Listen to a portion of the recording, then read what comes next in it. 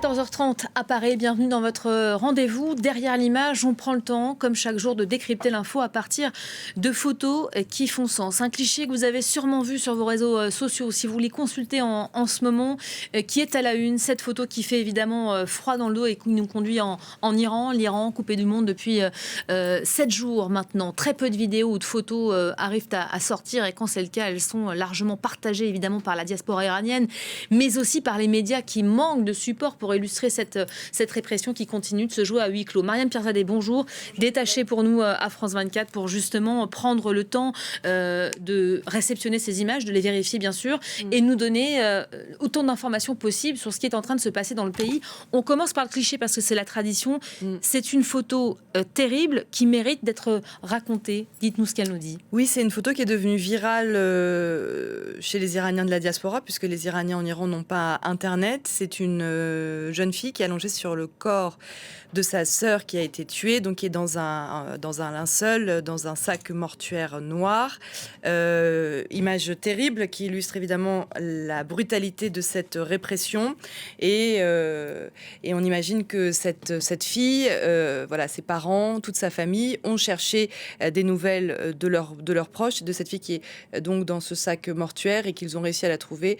Et donc elle l'enlace avant de lui dire adieu au moment où elle sera enterrée. Si jamais cette famille peut récupérer le corps de leurs proches, puisqu'il y a plusieurs versions qui émergent d'Iran, notamment de devoir payer pour récupérer le corps, ou alors on peut récupérer le corps si on déclare que cette personne travaillait pour les autorités et était un bassidj. Il y a aussi des enterrements qui sont faits sans le consentement des familles, donc des corps et des cadavres qui ont disparu. Image évidemment horrible. Je pense qu'elle se passe de commentaires tellement elle est forte. Et elle nous parle aussi de la jeunesse virale de ces manifestants, parce que ce sont deux très jeunes filles, presque des enfants là qu'on aperçoit à l'écran. Elle illustre la misère dans laquelle sont les Iraniens. Effectivement, une jeunesse très très mobilisée dans la rue, une jeunesse qui veut juste une vie meilleure, qui est présentée comme des terroristes par leur gouvernement qui ne les représente plus. Mais bien sûr, elle dit tout de la brutalité de ce régime. Et quand on entend effectivement les déclarations récentes de Donald Trump qui dit que les tueries sont finies, je ne sais pas s'il a vu cette photo, mais effectivement, ces tueries ont été d'une brutalité sans précédent depuis 47 ans. Image terrible, et en fait qui parle à tout le monde, puisque tout le monde a peur d'avoir la nouvelle qu'un de ses proches est décédé. C'est vraiment ça aujourd'hui. Les Iraniens de l'étranger qui n'ont pas de nouvelles, ils craignent très très fort d'apprendre que quelqu'un qu'ils connaissent est décédé. Et tout le monde me dit, les rares informations que je peux avoir à l'intérieur de l'Iran, c'est que tout le monde connaît quelqu'un qui a été tué. Et cette jeune fille, elle n'arrive pas à quitter sa sœur. Donc voilà. Là, on voit ces hommes qui essaient de la retirer au moment où il faut refermer le sac mortuaire. Faut dire qu'on a aussi beaucoup de mal à mettre des visages sur les victimes de cette répression. Il y a quelques visages qui ont émergé à la une ces derniers jours. Ce qui explique aussi qu'une photo comme celle-ci, aussi terrible qu'elle soit, elle devienne un symbole. Elle a été déclinée, on va peut-être regarder en visuel. Voilà, on va peut-être voir elle a visuel. inspiré de nombreux artistes qui l'ont décliné. En fait, vous savez, à chacune de ces contestations, il y a des images fortes qui deviennent iconiques. Et cette image, elle va devenir iconique. Donc voilà, ce visuel, nous avons besoin d'aide. Et l'Iran qui est totalement plongé dans le noir, avec ce chiffre de 12 000 morts qui est évoqué par certains médias, invérifiable en ce sens. Et en fait, autour de cette jeune fille, il y a des centaines et des centaines d'autres cadavres. Mais c'est bouleversant, évidemment, puisque derrière ces cadavres qu'on voit, ces images qui ont fait froid dans le dos dans le monde entier ce week-end, de cadavres dans la morgue de Karizak à côté de Téhéran, ce sont des familles qui sont fauchées, à jamais, des familles détruites qui ont perdu leurs proches juste parce qu'ils voulaient une vie meilleure. Donc vous voyez, c'est décliné sur Instagram notamment beaucoup. C'est très très très très partagé par les Iraniens. Donc cette image est devenue iconique, est devenue le symbole de la brutalité du régime iranien. Il y a évidemment d'autres images. Vous allez nous présenter cet autre cliché. Cette fois, c'est celui d'un père et de son fils. Oui. Alors, évidemment, ce sont des anonymes, on n'a pas leur nom, tout comme la jeune fille qu'on vient de voir. Là, c'est un père dans la morgue de Carizac, dont je vous parlais à l'instant, donc qui est la plus grande morgue de Téhéran.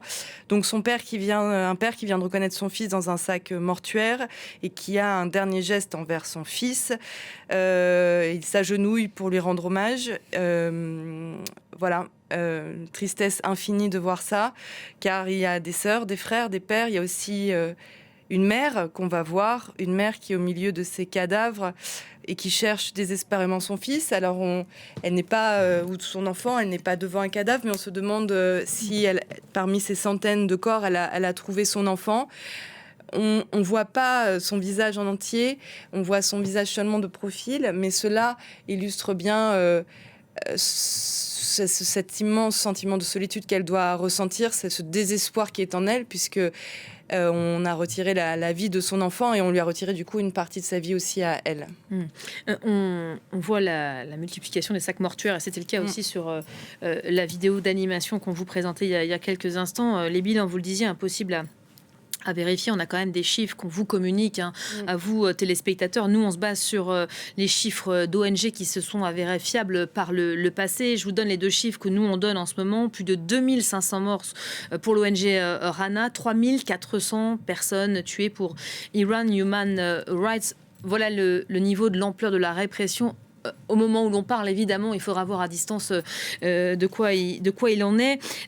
C'est difficile parce que la communication est quasi impossible avec l'Iran. Autre difficulté, c'est de travailler sur les images. C'est vrai qu'on s'intéresse à quelques clichés. Les vidéos qu'on vous propose, elles sont rarissimes parce qu'on a très peu de supports et qu'il y a beaucoup d'images de propagande, Mariam. On les commentait hier notamment sur cette antenne. Oui, parce qu'à la différence des autres mouvements, et notamment 2022, où on pouvait vérifier les informations, aujourd'hui, il y a une donnée nouvelle, c'est l'intelligence artificielle. Et aujourd'hui, avec l'intelligence artificielle, on peut changer à peu près tous les supports. Et donc, c'est pour ça, il y a 2 difficultés dans la couverture de ce qui se passe en Iran, de cette répression absolument inédite et la plus brutale depuis 47 ans. C'est déjà de trouver des vidéos qui sont rarissimes. En général, il y en a quelques-unes qui émergent, elles sont partagées par tous les médias et par tout le monde pour parler de l'Iran. D'autres images qui arrivent et qui ont été trafiquées par l'intelligence artificielle, et ça rend notre travail de vérification encore plus compliqué parce qu'on ne peut pas vérifier là-bas puisqu'on n'a pas de contact avec l'Iran si cette image et cette vidéo a bien eu lieu. Je pense notamment à une rue qui a été rebaptisée rue Trump. Tout le monde a retweeté cette image en disant voilà, les Iraniens attendent Donald Trump, attendent des frappes des États-Unis. Il s'avère en fait que c'était une image générée par l'intelligence artificielle. Il y a un groupe américain de surveillance de la désinformation qui s'appelle NewsGuard qui a identifié au moins 7 vidéos générées par l'intelligence artificielle. Et ces 7 vidéos, Elisabeth, elles ont été visionnées 3,5 millions de fois. Ah oui, c'est dire. Ça a un impact extrêmement important. Alors, il n'y a pas que du côté des manifestants que ça a été trafiqué également. On imagine que ça a été trafiqué, évidemment, ici, en Occident. Il y a aussi les partisans du régime de la République islamique qui partagent des vidéos qui sont générées par l'intelligence artificielle, et notamment ces images de foule absolument impressionnantes présentées par la chaîne les chaînes de télévision d'État iranienne, donc qui relaie le narratif du régime avec un journaliste qui avait été dépêché dans un hélicoptère. Et il s'avère en fait que ces images auraient été trafiquées par l'intelligence artificielle, puisque quand on zoome notamment sur certains endroits, il y a des personnes qui sont floutées, c'est pas très clair. Donc, vous voyez, on a juste identifié cette vidéo en 3 semaines. Imaginez sur les milliers de vidéos qui circulent actuellement. Et en fait, ce qui est dramatique aussi dans ces vidéos, c'est que je vois des personnes qui n'y connaissent rien, qui ne connaissent pas l'Iran et qui se permettent de donner des informations. Voilà, ce sont aujourd'hui des manifestations, c'est les manifestations d'aujourd'hui, alors que c'est des manifestations qui avaient lieu une semaine avant, et c'est relayé par des hommes politiques, des femmes politiques. Donc, ça a un impact. Donc, ces femmes et ces hommes politiques qui ont un pouvoir décisionnel, qui ont une grande communauté qui les suit sur les réseaux sociaux. Donc, en fait, c'est un peu l'usine de la fake news qui est en marche. C'est très dangereux. Donc, évidemment, rien de tel que le journalisme traditionnel personnel que de vérifier humainement avec des contacts sur place. Mais encore une fois, c'est impossible de vérifier. Donc, ces vidéos générées par l'intelligence artificielle, plus le manque de vidéos qui émanent d'Iran, parce que les Iraniens, en fait, ce qui est terrible, les Iraniens, ils les ont, les vidéos dans leur téléphone portable, mais ils ne peuvent pas les envoyer. Ces deux facteurs combinés fait que c'est l'une des répressions les plus difficiles à couvrir ici et à suivre. Et vous savez une chose, c'est que les médias, quand il n'y a plus de vidéos, eh bien aussi, il y a une difficulté d'en parler. Il y a aussi un intérêt qui s'estompe. Donc, c'est ça l'importance d'avoir des vidéos sur ce qui se passe là-bas. Et c'est pour ça qu'il faut continuer à tenter d'identifier, de prendre le temps qu'il faut, mais de montrer des vidéos qui sont vérifiées, qui sont sûres, qui sont fiables à nos téléspectateurs. Alors, on est une émission en direct, donc forcément, c'est compliqué de ne pas commenter les déclarations qui tombent à l'instant. C'est vrai qu'on a beaucoup parlé de Donald Trump et les Iraniens aussi, et c'est d'ailleurs la nouveauté dans ce moment de contestation. On parle du président américain, de ses propos, forcément. Lui qui a appelé dans un premier temps cette semaine les Iraniens à se saisir des institutions, à les prendre de force. Tenez bon, les renforts arrivent, ça c'est ce qu'il disait en début de semaine. Et puis hier, changement de ton, les tueries prennent fin. Il se trouve que les Saoudiens sont en train d'expliquer ce qui s'est peut-être passé ces dernières heures. L'Arabie Saoudite, le Qatar et Oman ont convaincu, ça ce sont des responsables saoudiens qui le disent, ont convaincu Donald Trump de donner une chance à l'Iran. Les pays du Golfe qui ont averti les États-Unis, semble-t-il, qu'une attaque contre l'Iran pourrait avoir de graves répercussions. Je suis en train de citer évidemment ces sources au sein des responsables saoudiens. C'est vrai qu'on est en train de se demander, même si on mettait en doute le fait que Trump donne le coup d'envoi d'une réponse militaire en Iran, c'est vrai qu'on est quand même en train de se demander pourquoi ce changement de ton ces dernières heures. Ça, pour ceux qui suivent le dossier iranien, ça c'était évidemment quelque chose qu'on avait repéré. Moi hier, quand les déclarations de Donald Trump sont tombées, quand il a fait sa petite conférence de presse, l'option de l'Arabie Saoudite qui avait fait pression était vraiment une option qui était très très crédible sur la table. Moi, ce qui m'étonne, c'est qu'ils le disent publiquement. On le sait, l'Arabie Saoudite n'a aucun intérêt à ce qu'il y ait une guerre entre les États-Unis et l'Iran. D'ailleurs, l'Arabie Saoudite a annoncé très rapidement à Donald Trump qu'elle n'autoriserait pas le survol de son territoire en cas de frappe sur l'Iran. Mais quelle est la nécessité de l'annoncer publiquement? Est-ce que c'est pas une volonté aussi d'affaiblir Donald Trump? Et Donald Trump, on sait qu'il n'aime pas trop ça, passer pour quelqu'un qui a réussi à se faire un peu amadouer, se faire convaincre. Donc, quel est derrière le but de l'Arabie Saoudite de l'annoncer publiquement, alors que, évidemment, tacitement et officieusement, beaucoup savent que l'Arabie Saoudite et ses pays du Golfe n'avaient aucun intérêt à ce qu'il y ait une guerre avec l'Iran et avec les États-Unis. Là est toute la question, évidemment. Voilà, on commentait évidemment ces propos sous couvert d'anonymat de responsables saoudiens. Puisqu'on est dépourvu d'images, on continue à commenter ce que l'on a. Est-ce que vous avez pu vérifier aussi, Mariam? Autre photo, celle des personnes tuées qui commencent à être identifiées. On a quelques noms qui commencent à émerger là. Vous savez, à chaque contestation, il y a des personnes qui sont tuées et qui deviennent vraiment très très connues, qui deviennent des symboles en fait de cette répression. Le mouvement Femmes, Vie, Liberté en 2022, il y en avait quelques-unes qui avaient... Alors il y a évidemment Mahsa Amini, qui est devenue iconique, qui est devenue une icône, et quelques-unes d'entre elles, notamment, je pense à Nika Shakarami qui avait 16 ans, une autre jeune fille, Sarina, qui avait 14 ans. Et donc leur âge extrêmement jeune avait évidemment frappé les esprits, avait choqué le monde.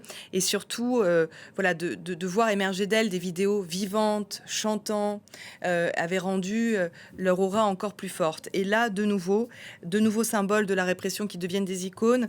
On va commencer par le premier visage qu'on a reconnu, voilà, le premier visage dont on a parlé en Occident, c'est celui de Roubina.